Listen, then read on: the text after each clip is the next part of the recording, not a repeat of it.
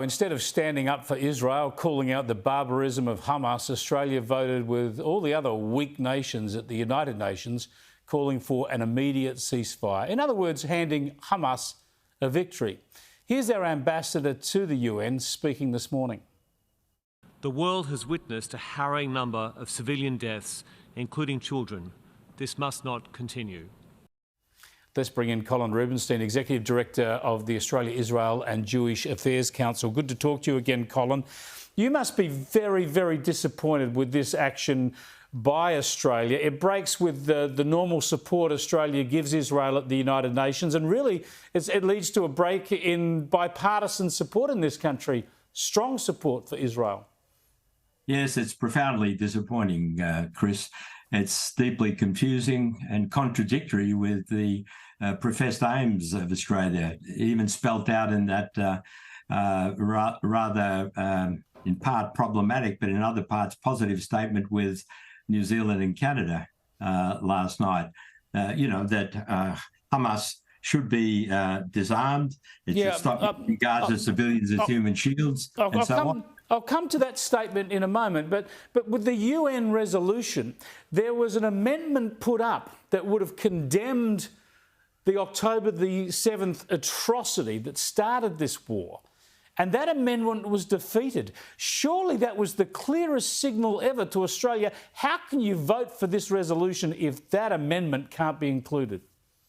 100%. I mean, Australia's committed to Hamas being disarmed and its power, military and political, dismantled.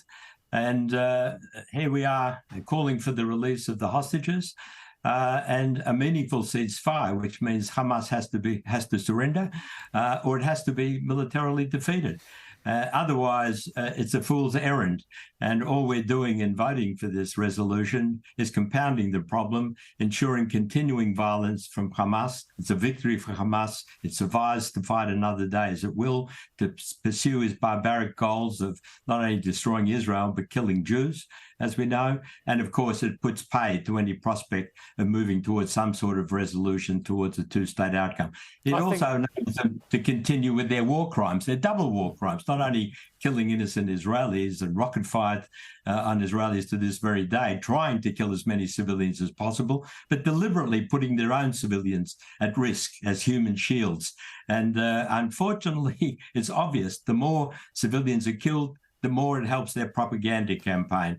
And I don't care about it, nor do their backers, the Iranians. And not enough talk and hostility and criticism is directed to the big daddy of all of this, Iran, and Hamas is one. I think there's no doubt about your interpretation of how this UN vote and Australia's support with it that will only be deleterious when it comes to the foreign policy approach here.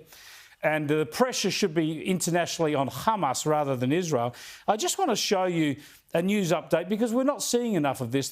We're only getting a one-sided version of what's happening in Gaza. The Jerusalem Post today reporting about this woman, one of the hostages taken on October the 7th. Her name is Eden Zechariah, a 28-year-old who was kidnapped from that Nova festival. She is dead. Her body was found in one of the Hamas tunnels in Gaza. Her boyfriend, Ofek Kimchi, was also killed trying to shield her. And 2 Israeli soldiers have been killed trying to retrieve her body. That's what's going on now in Gaza. That's the Israeli side of it that you don't hear about. And it is just absolutely tragic and brutally atrocious. Getting back to this resolution and what it does here in Australia, with Australia voting for that resolution. What concerns me, Colin, is obviously it makes you and your community, the Jewish Australian communities in Melbourne and Sydney in particular, feel more vulnerable. But won't this embolden the extreme protesters we've seen who have been chanting death to the Jews and have been intimidating Jewish communities? They're going to feel emboldened by this because the government's kind of giving some legitimacy to their protests. Unfortunately, it only fuels the resurgent anti-Semitism we've already seen, Chris, and that's a very worrying prospect. It's a worrying prospect not only for our community, but for the viability of the future of Australian multicultural democracy. I mean, our multicultural democracy depends on commitment to certain core values. Sure and does. when those values are violated and the authorities not only don't condemn them, but law enforcement does not act, you see an unravelling of our civilised society. We're nearly out of... It's a serious concern for all of us. It certainly is, Colin. We're nearly out of time, but I do just want to get back to get a final comment from you on that joint statement between Australia, New Zealand and Canada. And the quote that you alluded to, I've got it here. It says, "We want to see this pause resumed and support urgent international efforts towards a sustainable ceasefire. This cannot be one-sided. Hamas must release all hostages, stop using Palestinian civilians as human shields." Now, that sentiment is right, but that should be at the very top of the agenda. That should be the starting point. This is like 6 paragraphs into that statement. What would your message be on behalf of the Australian Jewish community to Prime Minister Anthony Albanese right now on this issue?